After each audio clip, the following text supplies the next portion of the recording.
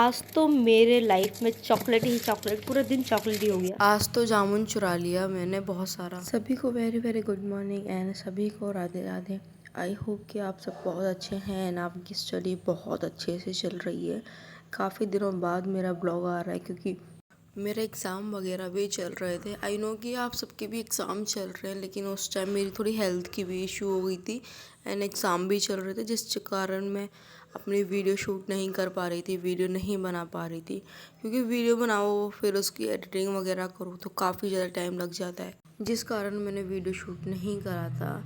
And अब मेरा exam हो गया है तो आगे ही मुझे स्टडी करनी है, तो मैंने सोचा कि आप वीडियो शूट कर लेते हैं, इसलिए मैंने आज वीडियो शूट करने का सोचा एंड करने भी लगी। तो सबसे पहले मैंने अपने स्टडी टेबल की सफाई करी एंड रूम की सफाई करी। देन उसके बाद मैं दूध वगैरह लेकर आ गई थी एंड देन उसके बाद मैंने अपने लिए चाय बनाया क्योंकि थोड़ा सर में दर्द हो रहा था एंड एग्ज़ाम देकर आई थी तो मैं काफ़ी लेट भी जगी थी, 9 बजे के आसपास, क्योंकि 2-3 बजे के आसपास मैं सोई थी, सो इसलिए इतनी लेट ही जगी थी। एंड खाना पीना भी बना लिया था मैंने, सो क्योंकि भूख बहुत तेज़ की लग रही थी, इसलिए खाना पीना बना के मैं रेडी हो ही रही थी।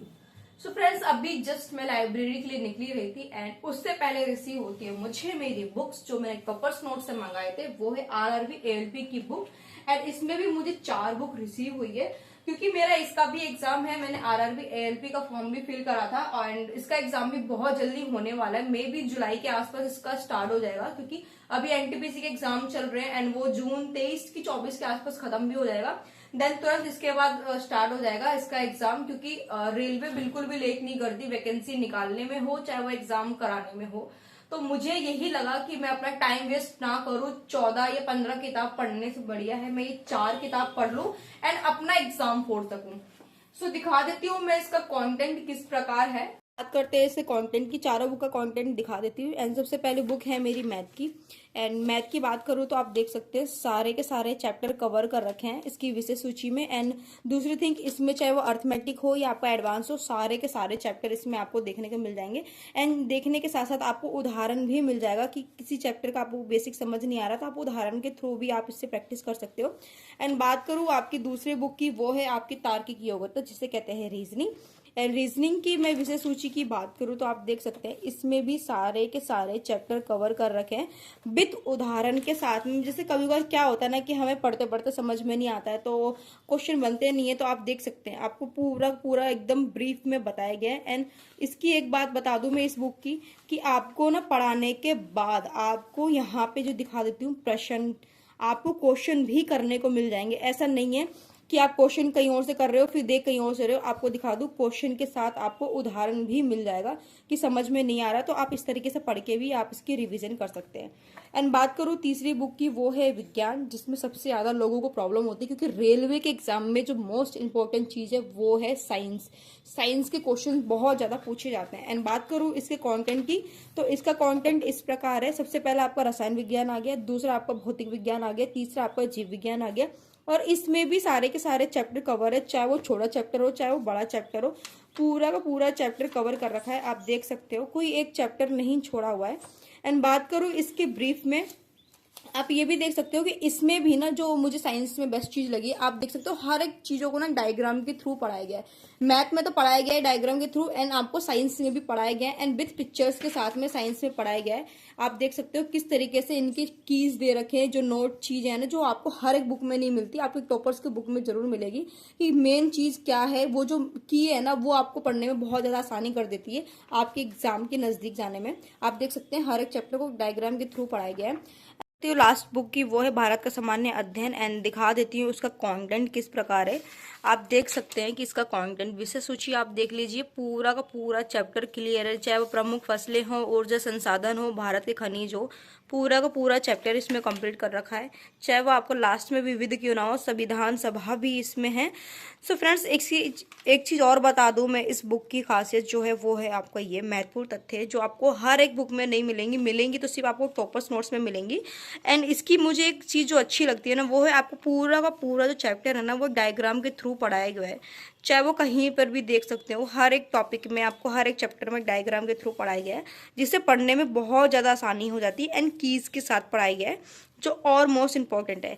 सो टॉपर्स नोट्स ने ऑफर निकाला हुआ है, तो बिल्कुल भी लेट मत करना, इन बुक को जल्दी से जाके परचेस कर लो ताकि आप अपनी स्टडी को अच्छे से कर सके और ज़्यादा भटकने की जरूरत नहीं है कि हमें कहाँ से क्या पढ़ना है क्या नहीं पढ़ना है। आप इतनी ही बुक पढ़ लोगे ना तो बहुत ज़्यादा है।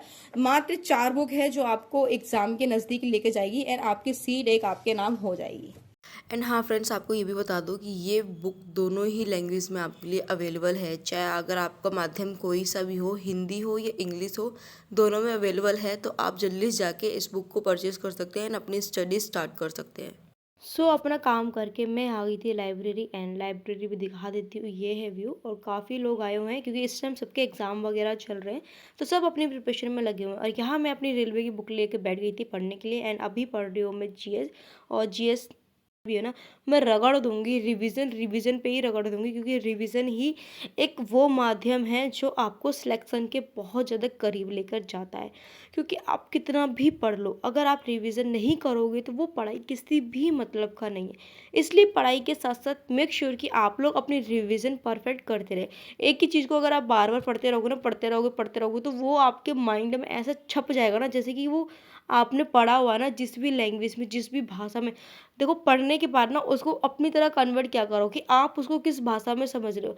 जैसे आप हिस्ट्री को ले लो, हिस्ट्री देखो बहुत कोई पढ़ता है, रटता है, एंड कोई कोई हिस्ट्री क्या होता है समझता है कि पानीपत का युद्ध इस दिन हुआ था, इसके साथ ये कुछ चीज़ें जोड़ दो। तो ये चीज़ें ना इस तरीके से याद करने वाली होती है, क्योंकि आप जितना चीज़ों को याद करोगे, रटने से ज़्यादा अगर आप याद करोगे, आप अपने शॉर्ट हैंड्स नोट्स भी बनाते रहोगे साथ में, तो वो आपको ज़्यादा फ़ायदा दिलाएगा आपके एग्ज़ाम में अच्छे मार्क्स लाने में एंड आपको एक सीख लेने में बहुत ज़्यादा हेल्प करेगा। सो इसलिए आप लोग हमेशा ध्यान रखना कि आप जो भी पढ़ रहे हो ना उसकी रिवीजन आप ज़रूर करो।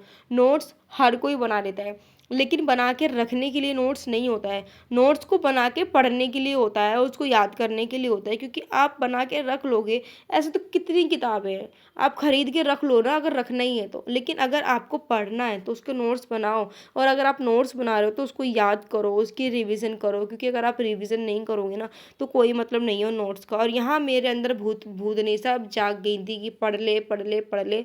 ऑलरेडी मैं पूरे दिन में सही से पढ़ नहीं पा रही थी, लेकिन फिर भी कोशिश यही थी कि मैं अपना बेस्ट दूँ। एंड यहाँ मुझे बहुत तेज़ की लग गई थी भूख, तो मैं खाना खाने लग गई थी क्योंकि मुझे दोपहर की मेडिसिन भी खानी है। सुबह की तो खा ली थी मैंने, लेकिन दोपहर की भी खानी है। तो टाइम पे मेडिसिन वगैरह लूँगी ना तो तभी मैं कुछ कर पाऊँगी एंड मेरी हेल्थ भी अच्छी रहेगी। सो यह खाना पीना खा के मैं हो गई थी फ्री। एंड देन मेरी जो एक गोली रह गई थी, क्योंकि जो दिन की गोली है ना वो एक ही खानी है, सुबह शाम की जो थी वो मैंने फिनिश कर दी थी। लेकिन सोचा कि अब जो है एक वो भी खा लेती हूँ, क्योंकि नियरेस्ट मेरा एग्ज़ाम है। एंड मेरे साथ हमेशा यही होता है, एग्ज़ाम से पहले हमेशा का रिकॉर्ड है भाई ये। पता नहीं, या मेरे अंदर डर बैठ जाता है कि मेरा पेपर कैसे जाएगा, कैसे क्या होगा, या मेरे मतलब मुझको पता नहीं, मुझको समझ ही नहीं आया आज तक कि मेरे साथ ये क्या हो जाता है। पेपर के कुछ दिन पहले तो भाई समझ लो कि मेरी हालत ऐसी हो जाती है ना कि मुझे या तो हॉस्पिटल में एडमिट होना पड़ता है, या मुझे एकदम प्रॉपर बेड रेस्ट लेना पड़ता है। सो दवाई वगैरह खाना खाने के बाद मैं बैठ गई थी अपनी दूसरी क्लास लेने के लिए। एंड देन अब ले रही हूँ मैं मैथ की क्लास, क्योंकि मैथ की क्लास लेना मेरे लिए मोस्ट इंपॉर्टेंट है। इसलिए कह रही हूँ क्योंकि मैथ एंड रीजनिंग ही मुझे 70 में से 60 में से पूरे के पूरे नंबर दिलाएगा।